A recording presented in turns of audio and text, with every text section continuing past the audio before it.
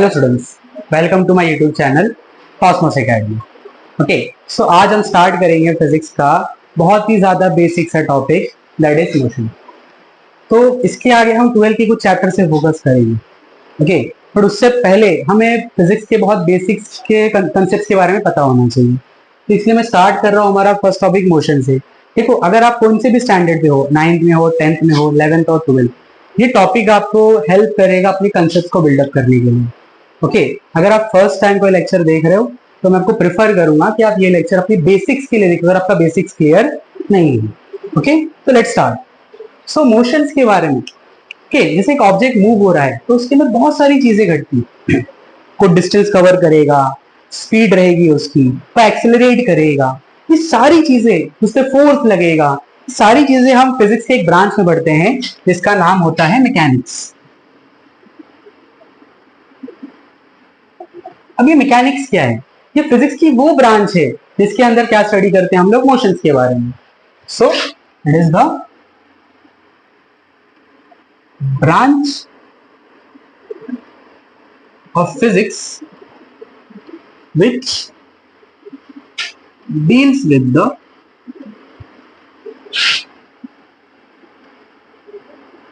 study of motion। Okay, अब इस mechanics को पढ़ने के लिए हम इसे दो पार्ट में डिवाइड करेंगे। एक होता है काइनेमेटिक्स और दूसरा होता है डायनामिक्स। अब ये काइनेमेटिक्स और डायनामिक्स क्या है?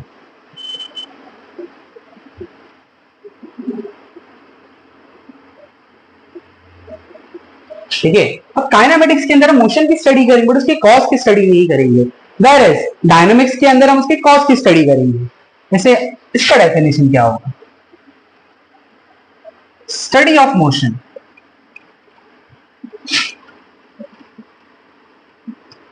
without considering its cause। जैसे अगर इसका एग्जांपल मैं आपको दूं तो इसके अंदर हम पढ़ेंगे डिस्टेंस के बारे में, डिस्प्लेसमेंट, वेलोसिटी और भी बहुत सारे टर्म रहेंगे, तो एक्सेट्रा। डायनामिक्स में हम क्या करते हैं? स्टडी ऑफ मोशन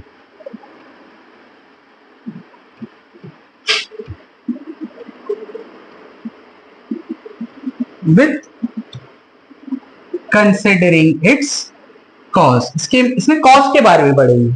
जैसे यहां पर एग्जांपल, कोई भी ऑब्जेक्ट अगर मूव हो रहा है तो उसका कॉज सिर्फ और सिर्फ क्या होता है? फोर्स। जब तक किसी ऑब्जेक्ट पे फोर्स लगेगा नहीं तब तक वो ऑब्जेक्ट मूव करेगा नहीं। Okay, next. अब अगर फिजिक्स में हम ऑब्जेक्ट बोलते हैं और इस ऑब्जेक्ट को हम आगे जाके पार्टिकल और बॉडी में डिवाइड करते हैं। ठीक है, अब पार्टिकल और बॉडी कैसे पहचानोगे? अब अगर आप पार्टिकल सोचे तो आपके माइंड में ये आता रहेगा पार्टिकल मतलब बहुत छोटा सा, बॉडी मतलब थोड़ी बड़ी। बट फिजिक्स के अंदर हम चीजें पढ़ते हैं तो कंपैरिजन से पढ़ते हैं, हम कंपेयर करते हैं किसी ना किसी चीज से। तो अगर मुझे पार्टिकल और बॉडी के बारे में जानना है, पार्टिकल एंड बॉडी। अब पार्टिकल कब कहेंगे हम किसी भी ऑब्जेक्ट को? अब अगर यहां से आप स्टेशन तक चल के चले जाओ, बहुत दूर आपको जाना पड़ रहा है, या यहां से आप 5 किलोमीटर चल के चले जाओ, तो जो डिस्टेंस आप कवर कर रहे हो वो आपके बॉडी साइज से बहुत ज्यादा है, तब अपने आप को पार्टिकल ट्रीट करोगे। वेयरएज अगर आप मान लो एक ट्रेन है, ट्रेन तो बहुत लंबी रहती है, अगर वो ट्रेन सिर्फ 100 मीटर आगे चली तो उसने जो डिस्टेंस ट्रेवल किया ट्रेन ने वो उसके बॉडी साइज से, उसके ऑब्जेक्ट साइज से क्या है? कंपेरेबल है या छोटा है, तब उसको हम लोग बॉडी बोलेंगे। तो पार्टिकल क्या हो जाएगा? The distance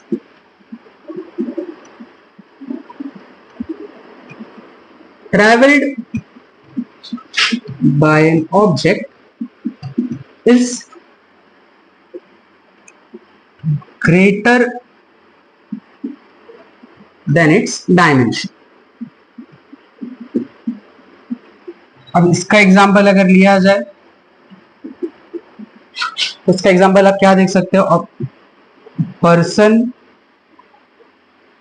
walks 3 kilometre. ठीक है, नेक्स्ट अब बॉडी की बात करते हैं, तो बॉडी क्या हो जाएगा? The distance travelled by an object is comparable और इक्वल टू इट्स डायमेंशन। जैसे इसका एग्जाम्पल क्या देख सकते हैं हम लोग, अ ट्रेन ट्रेवल्स 100 मीटर, तब उस ट्रेन को हम लोग क्या बोलेंगे, बॉडी बोलेंगे। बट अगर यही ट्रेन यहां से मुंबई से पुणे चले जाए तो उसको पार्टिकल की तरह ट्रीट करोगे आप, ओके। और यही पर्सन अगर 4 to 5 स्टेप्स चले यहां पर तो उसको हम लोग बॉडी की तरह ट्रीट करेंगे, ओके। अब सिंपल, और अगर इससे आगे बढ़ते हैं हम लोग, एक ऑब्जेक्ट की पूरी लाइफ में सिर्फ दो ही सिचुएशन होती है एज पर फिजिक्स, या तो वो ऑब्जेक्ट रेस्ट पे होगा या तो वो ऑब्जेक्ट मोशन पे होगा, ओके। अब देखो, या तो वो रेस्ट पर होगा या तो वो मोशन में होगा। अब इसको कैसे समझेंगे हम लोग, तो सिंपल सा एग्जांपल देखो देता हूं कि अभी स्कूल जाने का टाइम होता है, कॉलेज जाने का टाइम होता है। अब हमारी नींद नहीं खुलती बचपन में, या आपके बचपन में नींद नहीं खुलती, तो हमारे घर पे हमारी मम्मी हमें उठाने के अलग अलग बहाने ढूंढती, ठीक है। अब आप रेस्ट पर हो, ठीक है। अब मम्मी क्या करेगी, जैसे 7 बजेगा 6 बजेगा आपको उठाना चालू करेगी। अब वो सबसे पहले बोलती है अरे यार देख 7 बज रहा है, बट आपको बोले कि 8 बज गए, तो आप क्या करोगे, झट से उठोगे। तो उन्होंने किसका बहाना दिया आपको, टाइम का बहाना दिया। कभी कभी बोलते हैं यार सब उठ गए तू ही नहीं उठा है अभी तक, तो यहां पर किसका बहाना दे रहे, सराउंडिंग का। इसका मतलब क्या है, अगर आप अपनी पोजीशन टाइम और सराउंडिंग के रिस्पेक्ट से चेंज नहीं करते हो, इसका मतलब आप रेस्ट पर हो। और वहीं अगर आप अपनी पोजीशन टाइम और सराउंडिंग के रिस्पेक्ट से चेंज करोगे तब अपने आप को आप मोशन में बोलोगे। तो रेस्ट में क्या होगा, no change in position. With respect to हम शॉर्ट में लिखेंगे विथ रिस्पेक्ट टू सराउंडिंग और टाइम। और मोशन में क्या होगा, change in position with respect to surrounding और टाइम। क्लियर है यहां तक आपको, देखो। नेक्स्ट अब हम पढ़ेंगे types of motion. Types of motion based on particle and body, कि पार्टिकल ट्रैवल कर रहा है या फिर बॉडी ट्रैवल कर रही है।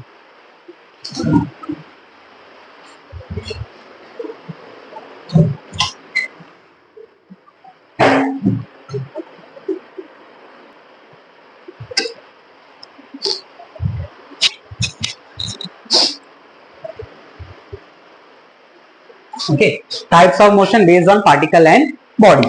तो स्टार्ट करते सबसे पहले हम, फर्स्ट इज लीनियर मोशन। अब लीनियर मोशन में क्या होगा, particle moves in a straight line, और it can also be termed as rectilinear motion. Linear motion ही बोलता है उसको, रेक्टिलिनियर मोशन के अंदर बोलता है, ठीक है। अगर इसका एग्जांपल आपको चाहिए तो सेम जैसे हम एग्जांपल हमने यहां पर लिखा था, तो यहाँ पर थोड़ा चेंज कर देते एग्जांपल हम लोग। A train travels from Mumbai to Pune. Next is translational motion, same यहां पर। अब यहां पर पार्टिकल स्ट्रेट लाइन में चल रहा था, अब यहां पर बॉडी स्ट्रेट लाइन में चलेगी। So body moves in a straight line। इसका एग्जांपल दे देते हम। सो एग्जांपल, कार ट्रेवल्स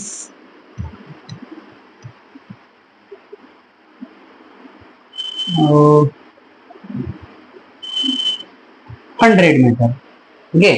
मतलब कार के साइज के कंपेरेबल रहेगा या तो उससे छोटा रहेगा। Next is circular motion. अब सर्कुलर मोशन क्या होता है, जहां पर एक पार्टिकल सर्कल के सरकमफेरेंस में घूमता है, एक सर्कुलर पाथ लेता है, उसको बोलते हैं सर्कुलर मोशन। ये क्या हो जाएगा, motion of particle along the circumference of circle. अब अगर इसका एग्जाम्पल है हमारे पास motion of planets around the sun. Okay, next one is rotational motion. अब रोटेशनल मोशन में क्या होगा? A body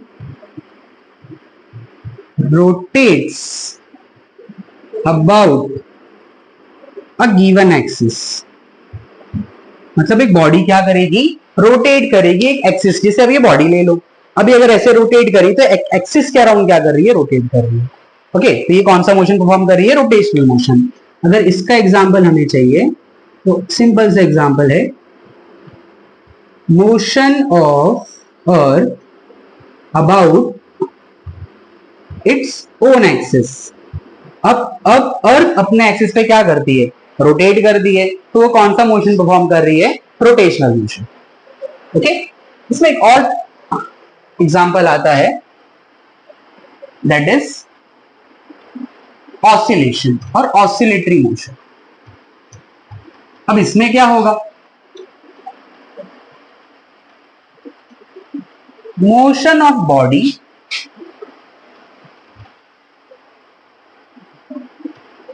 to and fro along the same path. Body क्या करेगी? टू एंड फ्रो मोशन करेगी एक along the same path.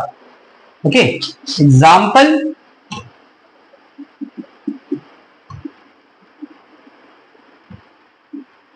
Motion of pendulum. अब pendulum अगर आपने देखा ही होगा, अगर इसको पेंडुलम सोचेंगे तो क्या करेगा? ऐसे ऑसिलेट करेगा. तो अपनी एक सेम पाथ के अलॉन्ग क्या कर रहा है? ये ऑसिलेट कर रहा है. Okay, next types of motion based on dimensions. Okay, अब देखो ये जितने भी टॉपिक्स आप देख रहे हो, linear, translational, circular, rotational, oscillation, ये आप अपने हायर स्टैंडर्ड्स में अगर 12th में पढ़ोगे, 10th में पढ़ोगे, 11th में पढ़ोगे. ओके, जैसे अगर लीनियर, रेक्टिलिनियर, ट्रांसलेशन की बात करोगे तो आप 11th स्टैंडर्ड में पढ़ते हो. सर्कुलर, रोटेशनल को आप हाफ थोड़ा 11th में, भी 12th में पढ़ते हो. ऑसिलेशन आपको 12th में आता है. अब यहाँ पर अगर मैं डायमेंशन की बेस से बात करूं तो अगर मैं वन डायमेंशन की बात करूंगा तो वन डायमेंशन में आपका कौन सा मोशन आ जाएगा? लीनियर मोशन और ट्रांसलेशनल मोशन.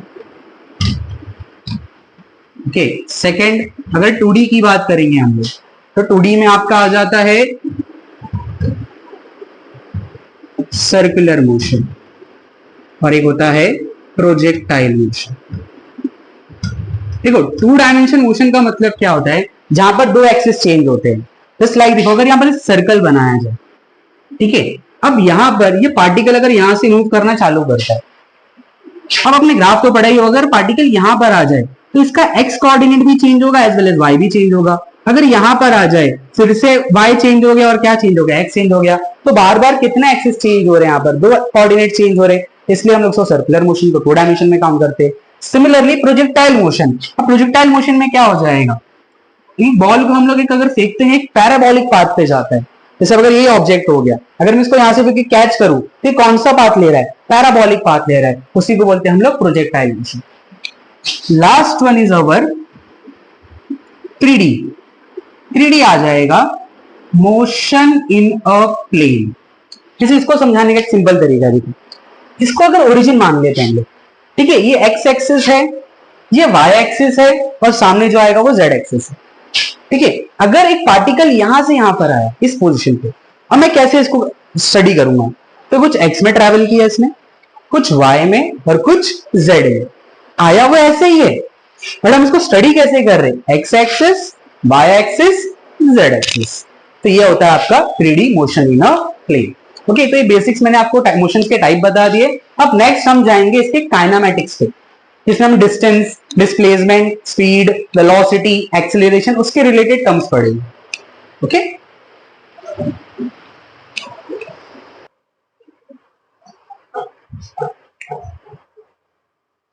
ओके तो आगे बढ़ते हम पढ़ेंगे अभी काइनेमेटिक्स। अब काइनेमेटिक्स में सबसे फर्स्ट हमने क्या पढ़ा था? काइनेमेटिक्स क्या होता है? Study of motion without considering it's cause. Cause के बारे में नहीं पढ़ेंगे, बट जो टर्म्स आते हैं उसके बारे में पढ़ेंगे। तो पहला है distance. The actual path travel by an object is called distance. आपका ऑब्जेक्ट कितना चल रहा है एक्चुअल में, वो डिस्टेंस होता है। अब देखो डेफिनेशन आपको पता होना चाहिए, उसका एसआई और सीजीएस यूनिट पता होना चाहिए, वो इंपॉर्टेंट है। एसआई यूनिट मीटर होगा बिकॉज आप लेंथ को मीटर में काउंट करते हो, सीजीएस सेंटीमीटर। ये एक स्केलर क्वांटिटी है, ठीक है। अगर आपको स्केलर वेक्टर नहीं पता, स्केलर मतलब जिसके पास सिर्फ मैग्नीट्यूड होता है, और वेक्टर मतलब जिसके पास मैग्नीट्यूड एंड डायरेक्शन दोनों होता है। ये पॉजिटिव हो सकता है बट कभी जीरो और नेगेटिव नहीं होगा, ठीक है। अभी क्यों होगा क्या नहीं होगा मैं आगे एक्सप्लेन करता हूँ। नेक्स्ट है डिस्प्लेसमेंट। अब डिस्प्लेसमेंट क्या होता है? The shortest distance between initial and final point is called displacement. दो पॉइंट का सबसे शॉर्टेस्ट डिस्टेंस को हम लोग क्या बोलेंगे? डिस्प्लेसमेंट बोलेंगे। Same SI unit and CGS unit same रहेगा। ये वेक्टर क्वांटिटी है, ये पॉजिटिव भी हो सकता है, जीरो भी हो सकता है और नेगेटिव भी हो सकता है। बस टाइम बचाने के लिए हमने पहले ही लिख लिया। अब उसको जरा हम डिटेल में समझते हैं। जैसे एग्जांपल लेते, आपका घर और आपका स्कूल और या तो कॉलेज, ठीक है। अब यहां से जाने के लिए मान लो बहुत सारे रास्ते हैं, तो लेट अस कंसीडर ये एक रूट हो गया ए, एक सेकेंड रूट है जिसको नाम देंगे बी, और एक थर्ड रूट है जिसको नाम देंगे हम सी। जो रूट ए है, ओके, जो रूट ए है उसका डिस्टेंस अगर मान लो 500 मीटर है सपोज। जो रूट बी है उसका डिस्टेंस 400 मीटर है, और जो आपका रूट सी है उसका डिस्टेंस है 200 मीटर, ठीक है। अब अगर आप किसी भी रास्ते से जाओ, ए से जाओ, बी से जाओ या सी से जाओ, रूट ए, रूट बी, रूट सी कोई भी लो, ये सारे डिस्टेंस में काउंट होंगे। बट इसके अंदर जो शॉर्टेस्ट डिस्टेंस है इनिशियल और फाइनल पॉइंट का, उसको आप डिस्प्लेसमेंट बोलोगे। तो यहां पर आप डिस्टेंस कोई भी अज्यूम कर सकते हो, बट डिस्प्लेसमेंट हमेशा क्या रहेगा आपका? 200 metre, the shortest distance between initial and final point, ठीक है। इसको और थोड़ा इलैबोरेट में समझते हैं हम लोग।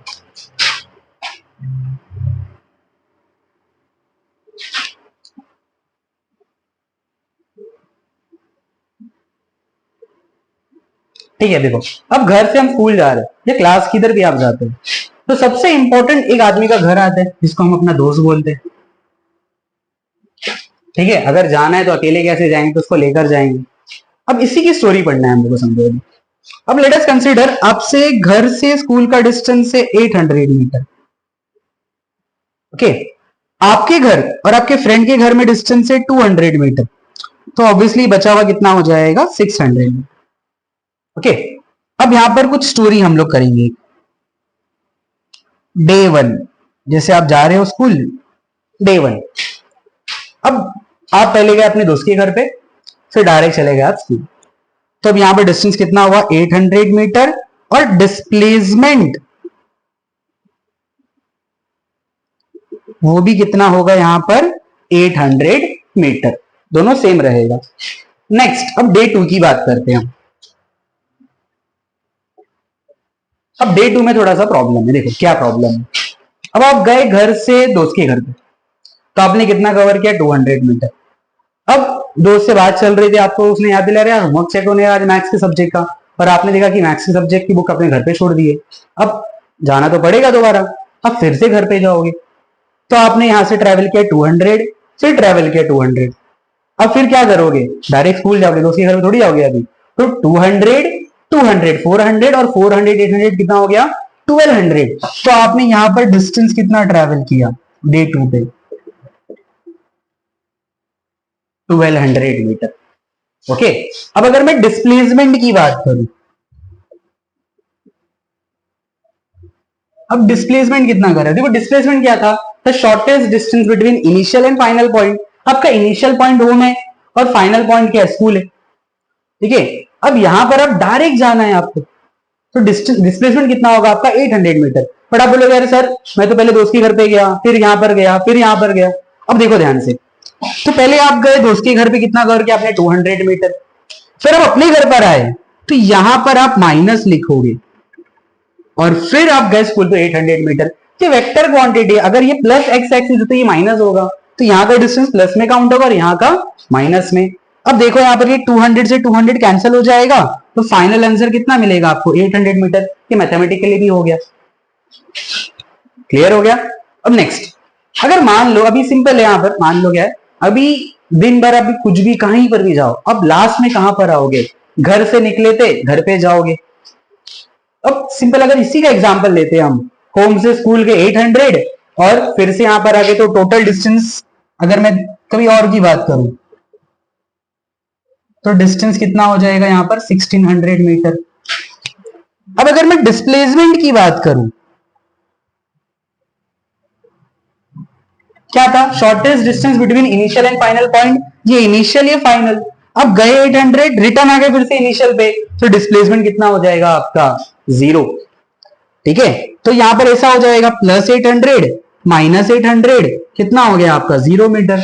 इसलिए तो लिखा गया था ये कभी भी नेगेटिव और जीरो नहीं होगा, डिस्टेंस पॉजिटिव रहेगा। ये देखो पॉजिटिव भी हो सकता है, जीरो भी हो सकता है और नेगेटिव। अब नेगेटिव समझा देता हूं आपको मैं, ठीक है। नेक्स्ट देखो, अभी तो आप देख सकते हो डे 1 पे क्या हुआ था, 800 मीटर कवर किया, सेम आपने डिस्प्लेसमेंट भी 800, दोनों सेम हो गया। डे 2 में क्या प्रॉब्लम हो गया था हमारे साथ, हम दोस्त के घर पे गए, भूल गए, फिर से आ गए, फिर से आ गए, तो डिस्टेंस होगा 1200, पर डिस्प्लेसमेंट कितना हो गया यहाँ पर आपका 800 इनिशियल से फाइनल पॉइंट। फिर अगर मैं सिंपल यहाँ पर होम से स्कूल, स्कूल से होम, डिस्टेंस हो जाएगा 1600, बट आपका डिस्प्लेसमेंट कितना हो जाएगा 0। ठीक है, अब इसको अगर नेगेटिव में आपको एक्सप्लेन करूं, बस लिसन, ठीक है। अब ये डे 3 की स्टोरी है, ठीक है। अब यहां पर थोड़ा स्कूल तो चेंज कर दे, स्कूल से बंक मारना थोड़ा रिस्की होता है, तो मार भी सकते हो, मारते भी रहोगे आप लोग लगता है मुझे, चलो स्कूल लेते, ठीक है। अब होम से स्कूल गए, कितना, वही दोस्त के घर पे जाओगे, सेम स्टोरी रोज की, फिर जाओगे स्कूल पे, तो आपने कवर कितना किया 800 मीटर। ओके, अब मान लो स्कूल में छुट्टी है आपके, बट आपको पता नहीं, ठीक है। अब होगा क्या, घर कौन जाएगा दोबारा यार, तो मान लो इसके दोस्त के घर के ना बैक साइड या फिर थोड़े डिस्टेंस दूर पे कोई जगह है रैंडमली, जो कि 300 मीटर दूर है इसके घर से। अब तो वहां जाना है, मान लो कोई गार्डन ही ले लो, टाइम पास करने आपको जाना है यहाँ पर, ठीक है। अब आपने डिस्टेंस कितना कवर किया 200 और 600, तो टोटल 800 हो गया। फिर से यहां तक जाओगे 800, 1600 प्लस 300, तो टोटल डिस्टेंस कितना हो गया आपका 1900 मीटर। अब आते हैं हम डिस्प्लेसमेंट के ऊपर, फिर अब देखो डिस्प्लेसमेंट में ध्यान से देखो, अब यहां पर गए 800 मीटर, फिर दोबारा घर के इधर जाओगे तो कितना होगा -800 मीटर। अब इस डायरेक्शन में जा रहे हो तो ये रहेगा -300 मीटर, तो इन दोनों से ये कैंसल हो जाएगा। अब मिलेगा क्या आंसर आपको, माइनस आया ना, माइनस इसका, तो पॉजिटिव नेगेटिव जीरो तीनों हो सकता है, वेयर इज डिस्टेंस हमेशा पॉजिटिव रहेगा। नेक्स्ट बढ़ते हैं हम नेक्स्ट टॉपिक की तरफ, दैट इज स्पीड। अब स्पीड क्या होता है, the ratio of actual distance travel to the corresponding time taken. आपने कितने टाइम में कितना डिस्टेंस ट्रेवल किया, वही क्या होती है आपकी स्पीड होती है। Formula distance upon time, speed को हम रिप्रेजेंट करेंगे v से s/t। नेक्स्ट एसआई यूनिट क्या हो जाएगा, स्पीड आपका डिस्टेंस काउंट होगा मीटर, टाइम होगा सेकंड तो मीटर पर सेकंड, सीजीएस होगा सेंटीमीटर पर सेकंड। ये एक स्केलर क्वांटिटी है, बिकॉज वो डिस्टेंस पे डिपेंड करे, डिस्टेंस स्केलर तो स्पीड भी क्या हो जाएगी स्केलर। ये जैसे डिस्टेंस सिर्फ पॉजिटिव होता है तो स्पीड भी हमेशा क्या रहेगी पॉजिटिव, कभी भी जीरो और नेगेटिव नहीं होगी। हाँ, अगर मैं बोलूं रेस्ट पर ऑब्जेक्ट है तो स्पीड जीरो है, नहीं तो नहीं होगी, अगर ट्रैवल करे तो कभी नहीं होगी। अब अगर आप और डेफिनेशन इसका देखो तो एक एवरेज स्पीड का डेफिनेशन होता है, average speed is total distance travel divided by total time taken. Okay, अगर आप हायर स्टैंडर्ड्स में हो लाइक 11th एंड 12th में, तो आपको ये डेफिनेशन पे फोकस करना है, दैट इज इंस्टेंटेनियस स्पीड। अगर आप 9th 10th के लिए पढ़ रहे हो तो आपको इसकी जरूरत नहीं है, ठीक है। ये वीडियो हमने सबके लिए ओवरऑल कवर करने के लिए बनाया है। तो इंस्टेंटेनियस स्पीड का फॉर्मूला क्या हो जाएगा, limits delta T tends to zero, delta S by delta T is equal to ds by dt। इसका मतलब क्या होता है, देखो अगर टाइम इंटरवल बहुत छोटा रखे, ठीक है, उस टाइम पे आप जो डिस्टेंस ट्रैवल करो वो भी छोटा होगा, टाइम भी छोटा होगा, उस स्पीड को हम लोग इंस्टेंटेनियस बोलेंगे, मतलब स्पीड एट दैट इंस्टेंट, उस वक्त की स्पीड। जैसे बाइक चला रहे हो, अचानक आपकी मम्मी ने कॉल करके पूछा आपको कितनी स्पीड से चला रहे हो, उस वक्त जो स्पीड बताओगे वो कौन सी हो जाएगी, इंस्टेंटेनियस। एवरेज स्पीड की स्टोरी क्या होती है, आप पूरा जगह गए, जैसे आपने इसका एग्जांपल ऐसा ले सकते हो, आपने 10 मिनट में 50 मीटर कवर किया, फिर आपने 20 मिनट्स में 70 मीटर कवर किया, तो ये पूरी जर्नी का जो स्पीड आएगा उसको एवरेज स्पीड बोलेंगे हम लोग। नेक्स्ट इज वेलोसिटी, जैसे डिस्टेंस और डिस्प्लेसमेंट था, वैसे ही स्पीड और वेलोसिटी भी है। देखो the ratio of displacement, sorry यहां पर आएगा to, okay, the ratio of displacement to the corresponding time taken, आपने कितने टाइम में कितना डिस्प्लेसमेंट कवर किया, it is represented by V, वो बार होता है वेक्टर का साइन। फिर से यहां पर जो हायर स्टैंडर्ड से 11 12 वेक्टर का साइन यूज करेंगे, 9 10 में जरूरत नहीं होती आपको, स्टेट बोर्ड के लिए खास करके, ओके, स्टेट बोर्ड के लिए। तो डिस्प्लेसमेंट अपॉन टाइम, एसआई से मीटर पर सेकंड, सीजे से सेंटीमीटर पर सेकंड, ये वेक्टर क्वांटिटी है positive negative zero, because displacement positive negative zero हो सकता है, तो वेलोसिटी भी सेम पॉजिटिव नेगेटिव जीरो हो सकती है। Similarly average velocity, instantaneous velocity, average velocity क्या हो जाएगी, total displacement travel divided by total time taken. Instantaneous के अंदर भी सेम कंसेप्ट, अगर टाइम बहुत छोटा रखेंगे, डिस्प्लेसमेंट छोटा होगा, तो उस टाइम की वेलोसिटी को हम लोग बोलेंगे इंस्टेंटेनियस वेलोसिटी। अब यहां पर याद रखो, मैग्नीट्यूड ऑफ वेलोसिटी को हम लोग स्पीड बोलते हैं, याद रखो कि आगे टर्म बहुत यूज होगा। अगर आप स्पीड सुन रहे हो तो आप समझ जाओ हम किसकी बात कर रहे हैं, वेलोसिटी के मैग्नीट्यूड की, बिकॉज वेलोसिटी एक वेक्टर क्वांटिटी है, तो उसके पास दो चीजें होंगी, magnitude as well as direction. इसलिए मैंने यहाँ पर इलेबोरेट करने के लिए चीज बताई कि आगे जब एक्सेलरेशन पढ़ेंगे तो बहुत काम आएगा ये चीज। वेलोसिटी कैसे चेंज कर सकते हो, या तो आप उसका मैग्नीट्यूड चेंज कर दो जिसको हम लोग स्पीड बोलते हैं, या तो आप डायरेक्शन चेंज कर दो, या तो आप दोनों चेंज कर दो। जैसे इसका एग्जांपल देता हूं, मान लो एक रोड पे चल रहे हो आप, अपने बार बार क्या ट्रैफिक मिल रहा है, बार बार स्पीड कम ज्यादा कर रहे हो, तो आप क्या चेंज कर रहे हो, स्पीड चेंज कर रहे हो, मैग्नीट्यूड चेंज कर रहे हो, मतलब आपकी वेलोसिटी चेंज हो रही है। अब अगर एक कर्व रोड टर्न आ जाए, टर्न, अब सीधा जा रहे हो, अचानक टर्न मिला, तो टर्न के टाइम क्या करो, डायरेक्शन चेंज करोगे तो भी वेलोसिटी चेंज होगी, ठीक है। अब दोनों चेंज कर सकते हो, जैसे कि जैसे दो टाइप के टर्न होते हैं, एक होता है सर्कुलर वाला टर्न, ये सर्कुलर वाले टर्न में क्या होता है, स्पीड कांस्टेंट रखते हो, स्पीड चेंज नहीं करते हो, तो आपने सिर्फ डायरेक्शन चेंज किया, मैग्नीट्यूड चेंज नहीं किया। अगर वो एक परपेंडिकुलर टर्न आता है, वहां पर आप क्या करते हैं, मैग्नीट्यूड भी चेंज करते हैं एज वेल एज डायरेक्शन भी चेंज करते हैं। ओके, ये था काइनेमेटिक्स हमारा।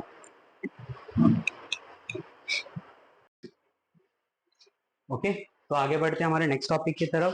तो हमने अब तक क्या देख लिया, मैग्नीट्यूड ऑफ वेलोसिटी को हम लोग स्पीड बोलते हैं और इस तरह से ये चेंज होता है, ठीक है। अब नेक्स्ट टॉपिक के पास हम जाएंगे, that is our uniform motion, non uniform motion, acceleration, ठीक है।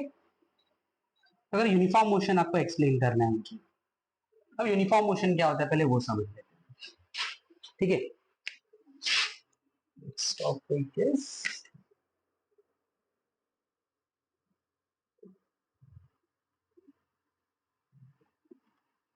यूनिफॉर्म मोशन, ठीक है। जैसे इसका एग्जांपल अगर लिया जाए, तो यहाँ पर एक एग्जांपल यहाँ पर कंस्ट्रक्ट करते हैं इसका हम लोग।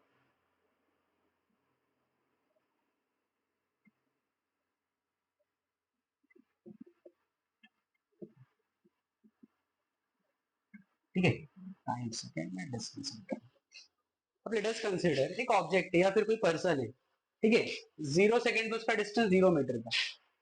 अब वो 10 सेकेंड्स ट्रेवल कर रहा है और उसने अभी यहाँ पर 20 मीटर कवर किया, फिर अगला और 10 सेकेंड्स लिया उसने, +10, अब यहाँ पर ये 40 मीटर हो गया, और 10 सेकेंड्स लिया, ये 60 हो गया, और 10 सेकेंड्स लिया, ये 80 हो गया।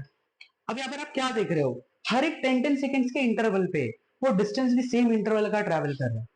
So when an object cover equal distance in equal interval of time, that motion is said to be in uniform motion. वो ऑब्जेक्ट कौन से मोशन में है अभी, यूनिफॉर्म मोशन। अगर यही एग्जांपल को लेके थोड़ा मैं चेंज कर दूं, सेम टॉपिक, डिस्टेंस यहां पर भी रहेगा, ठीक है, जैसे एक पर्सन ए है और एक पर्सन बी है, तो ये यूनिफॉर्म मोशन में है। अब ये इसका भी, बी वाले का भी टाइम 0 तो डिस्टेंस 0 है। अब टाइम जब 10 सेकेंड्स है तो इसने मान लो सेम 20 मीटर कवर किया, और 10 सेकेंड्स बढ़ा तो इसने 50 मीटर कवर कर लिया, और 10 सेकेंड्स बढ़ा तो यहाँ पर ये 60 हो गया, 60 65 70, लेट अस कंसीडर 70, ओके, और 10 सेकेंड्स के बाद में इसने 100 कर लिया, ठीक है, या फिर ओके लेट इट बी। तो यहाँ पर आप देख रहे हो कि जो हर एक 10 सेकेंड्स पे जो डिस्टेंस ट्रेवल करने का इंटरवल है वो सेम नहीं है, कभी वो 20 मीटर कर रहा है, कभी 30, कभी 20, कभी 30, कुछ और भी हो सकता है। तो यहाँ पर क्या हो रहा है, object cover unequal distance in equal interval of time, और ऐसे मोशन को हम लोग नाम देते हैं नॉन यूनिफॉर्म मोशन। तो आपको ये क्लियर हो गया होगा यूनिफॉर्म मोशन और नॉन यूनिफॉर्म मोशन क्या होता है. ठीक है. If object covers equal distance in equal interval of time, then it is said to be in uniform motion. Okay.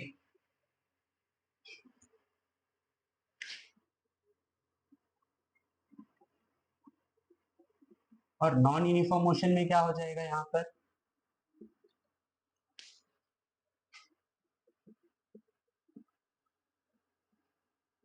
if object covers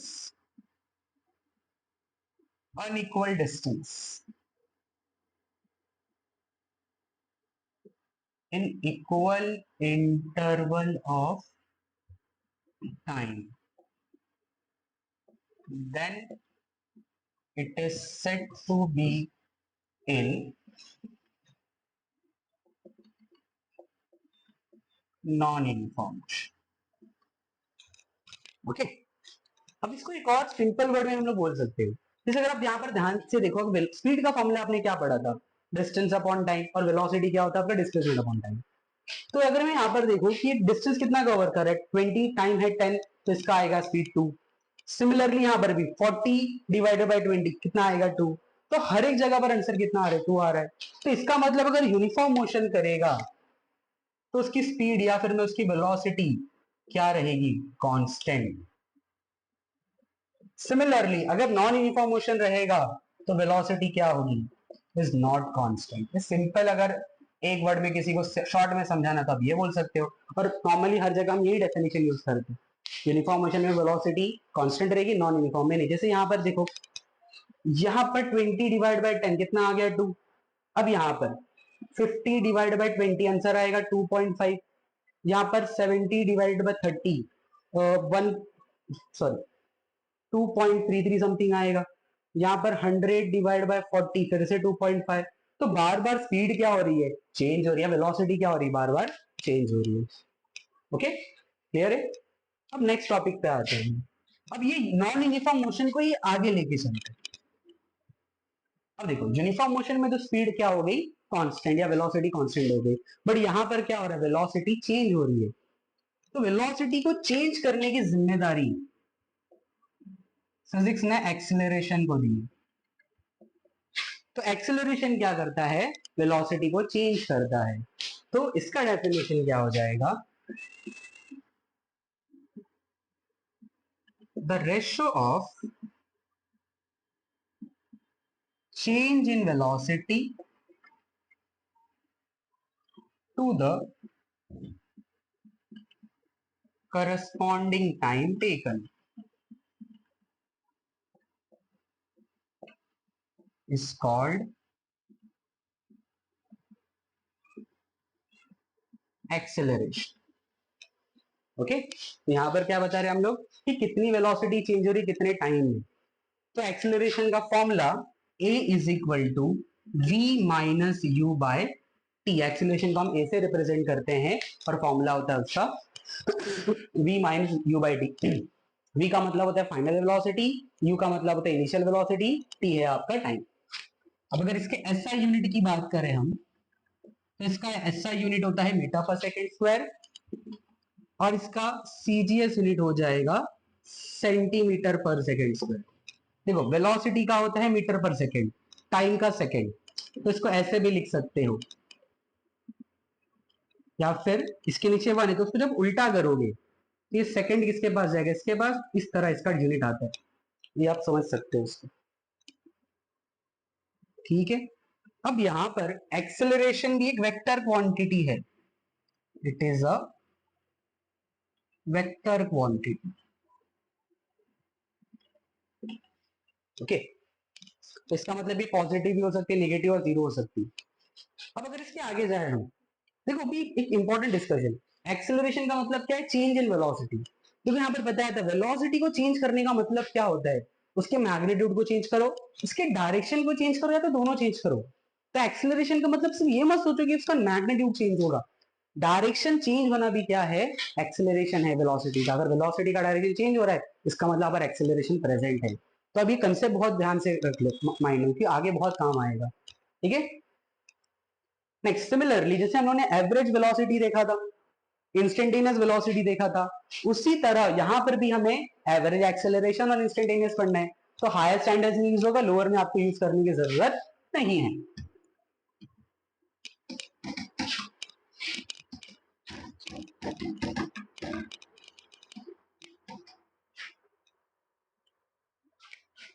so average acceleration, इसका formula क्या हो जाएगा, total change in velocity v2 minus v1 divided by t2 minus t1। कितनी velocity कितने time में change हो रही है। और दूसरा आ जाएगा instantaneous acceleration, limits delta t tends to zero, delta v by delta t is equal to dv by dt। ठीक है, नेक्स्ट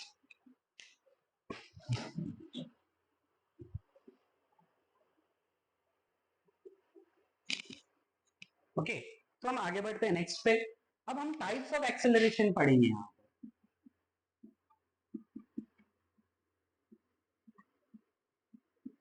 ठीक है, अब टाइप्स ऑफ एक्सेलरेशन में तीन टाइप का एक्सेलरेशन होता है। पहला होगा positive acceleration,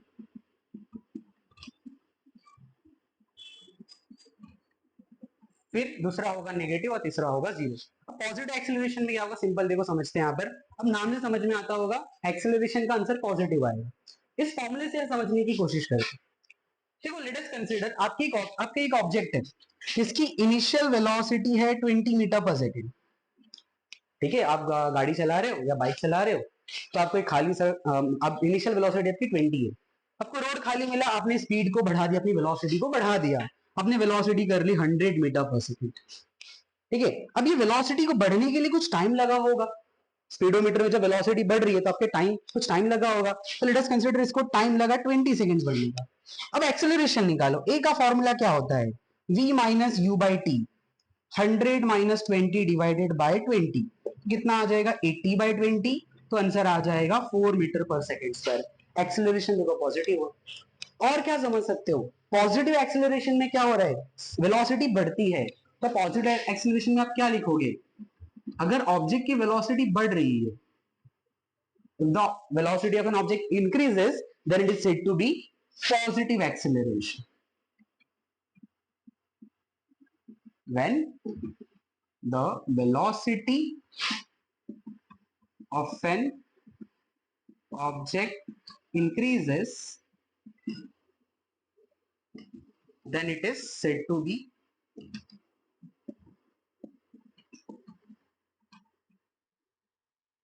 then it is called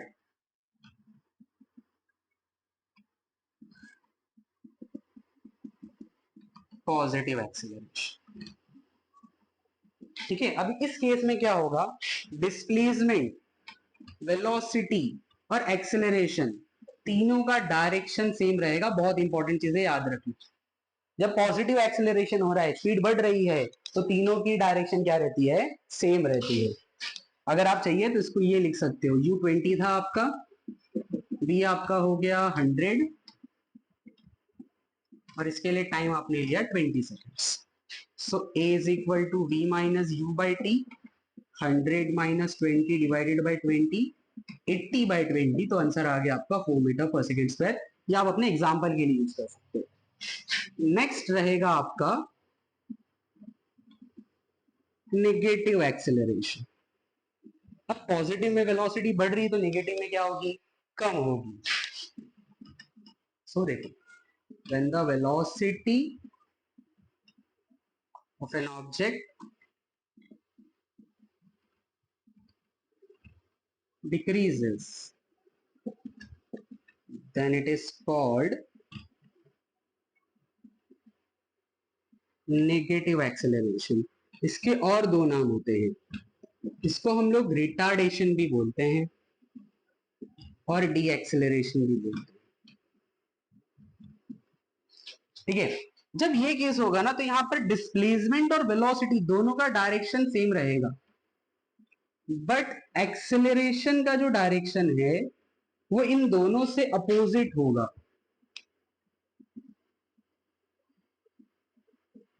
जैसे सिंपल देखो, एक ऑब्जेक्ट, एक कार है जो ट्रैवल कर रही है, अब आपने ब्रेक मारा तो आप एक्सेलरेशन कहां करोगे? इधर करोगे। अब फोर्स इधर लगा होगा तो एक्सेलरेशन इधर प्रोड्यूस होगा। इस टाइम पे डिस्प्लेसमेंट और वेलोसिटी से एक्सेलरेशन का डायरेक्शन क्या रहेगा? अपोजिट रहेगा। अगर इसके एग्जाम्पल चाहिए, लेट अस कंसीडर आप किसी खाली जगह से आ रहे थे, कुछ ट्रैफिक नहीं था, तो आपकी स्पीड 100 मीटर पर सेकेंड थी सपोज। उसके बाद में ट्रैफिक आ गया तो आपकी स्पीड आपको करनी पड़ी 10 मीटर पर सेकेंड। ये करने के लिए आपको 30 सेकेंड लग गए।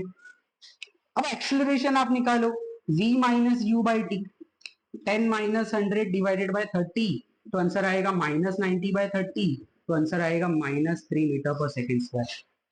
फिर एक लास्ट आएगा इसके अंदर जीरो एक्सेलरेशन।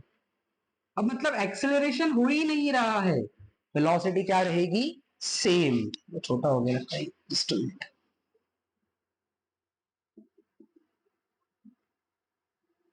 जीरो एक्सेलरेशन तो क्या होगा? When the velocity of an object remains constant, then it is called zero acceleration।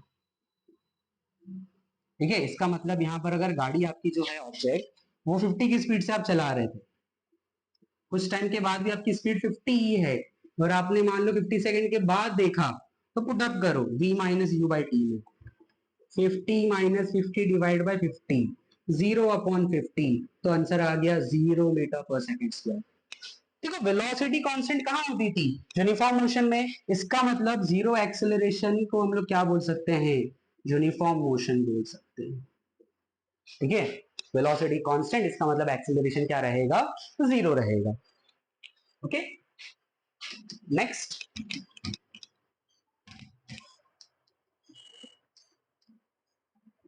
अब कुछ एक छोटा सा डिस्कशन मुझे करना है। जैसे अगर आप देखो किसी ऑब्जेक्ट की वेलोसिटी लाइक 20 मीटर पर सेकेंड, ये क्या समझाता है हमें? ये समझाता है कि हर सेकंड में जो आपका डिस्टेंस है वो 20 मीटर कवर होगा। पहले सेकंड में 20, अगले दूसरे सेकंड में और 20 मतलब 40, फिर अगले सेकंड में और 20 मतलब 60। एक्सेलरेशन क्या समझाते हैं? जैसे यहां पर आते हैं, ये एक्सेलरेशन आया 4 मीटर पर सेकंड स्क्वायर। इसको अगर समझना है तो ऐसा देखो, 4 मीटर पर second upon second, velocity upon time. मतलब हर सेकंड में स्पीड या तो 4 से बढ़ेगी या तो 4 से कम हो सकती है, अगर माइनस में रहा तो, जैसे यहां पर है। ये सब देखो, इसकी इनिशियल स्पीड थी 20, अगले सेकंड में हो जाएगी 24, 28, ऐसे करते करते 20 सेकंड में कितनी हो जाएगी? 100। सिमिलरली यहां की जब बात करेंगे, इसका एक्सेलरेशन -3 आया है। और -3 आने का मतलब क्या? स्पीड कम हो या वेलोसिटी कम हो रही है। कितने रेट से कम हो रही है? हर 3 से। देखो पहले थी 100, अगले इंस्टेंट में हुई 97, 93, 97, 94, 91 करते करते कहां जाएगी? 10 पे। कितना टाइम लेगी? 30 सेकंड। क्लियर यहां तक आपको? नेक्स्ट, इस एक्सेलरेशन को ही थोड़ा आगे हम इंट्रोड्यूस करेंगे। दो टाइप के और एक्सेलरेशन होते हैं। देखो ये एक्सेलरेशन था पॉजिटिव, नेगेटिव और जीरो। ठीक है, ये एक्सेलरेशन का टाइप हम नहीं बोलेंगे, जैसे अभी हमने यूनिफॉर्म मोशन, नॉन यूनिफॉर्म पढ़ा, जहां पर इक्वल डिस्टेंस इक्वल टाइम में होता है, यहाँ पर अनइक्वल होता है, पर वेलोसिटी कांस्टेंट होती है और वेलोसिटी कांस्टेंट नहीं होती है। उसी तरह एक्सेलरेशन का भी यहाँ पर एक फंडा है। एक होता है यूनिफॉर्मली एक्सेलरेटेड मोशन और दूसरा होगा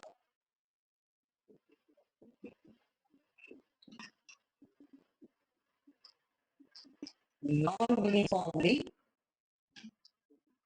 accelerated motion.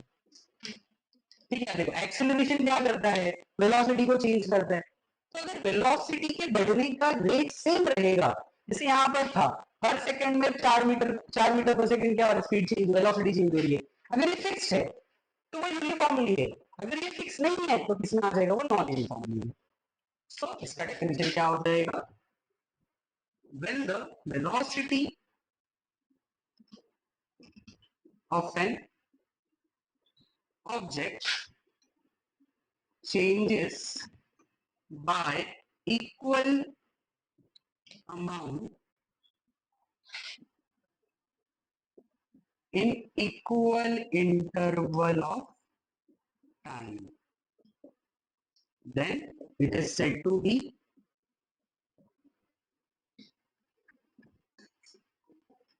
in uniformly accelerated motion. यहाँ पर when the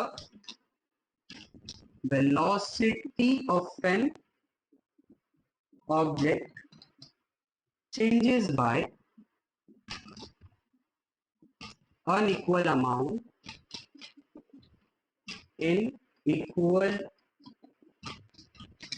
interval of time, then it is said to be in non uniformly accelerated motion. इसका अगर इसका एग्जांपल आपको मैं बताने जाऊं, जैसे हमने इसका एग्जांपल देखा था यूनिफॉर्म नॉन यूनिफॉर्म का, वैसे इसका भी समझ सकते हो, टाइम और वेलोसिटी, ठीक है, 0, 10, 20, 30, 40, ठीक है, इनिशियल स्पीड उसकी मान लो 0 है, एक ऑब्जेक्ट ए है, अब यहाँ पर 10 सेकंड में 20 हो गई, 40 हो गई, ये मीटर पर सेकंड में होगा आपका, 60 हो गई, 80 हो गई, तो एक ऑब्जेक्ट बी है, ठीक है, इनिशियल इसकी 0 थी, स्टार्टिंग में 30, फिर 45, फिर हो गई 80, फिर लास्ट में हो गई 110। अब यहाँ पर देखो वेलोसिटी बढ़ने का गैप क्या है, सेम, यहाँ पर वेलोसिटी बढ़ने का गैप सेम नहीं है। अब अगर यहाँ पर एक्सेलरेशन निकाला, एक्सेलरेशन का फॉर्मूला क्या होता है, velocity upon time, initial velocity 0 है, तो क्या हो जाएगा 20/10, यहाँ पर एक्सेलरेशन आएगा 2 मीटर पर सेकंड स्क्वायर, यहाँ पर भी कितना आएगा 2 मीटर पर सेकंड स्क्वायर, तो एक्सेलरेशन क्या है यहाँ पर कांस्टेंट होता है, तो यूनिफॉर्म में क्या होगा, एक्सेलरेशन आपका कांस्टेंट होगा, वेयर एज नॉन यूनिफॉर्म में क्या रहेगा, एक्सेलरेशन इज नॉट कांस्टेंट। जैसे यहाँ पर 30/10, यहाँ पर एक्सेलरेशन 3 से हो रहा है, 45/20 करोगे तो विल गेट अराउंड 2.25 समथिंग, है ना, 45/20, 45 का था 22.25 मीटर पर सेकंड स्क्वायर, तो यहाँ पर बार बार वेलोसिटी एक्सेलरेशन क्या हो रहा है, चेंज हो रहा है, ओके।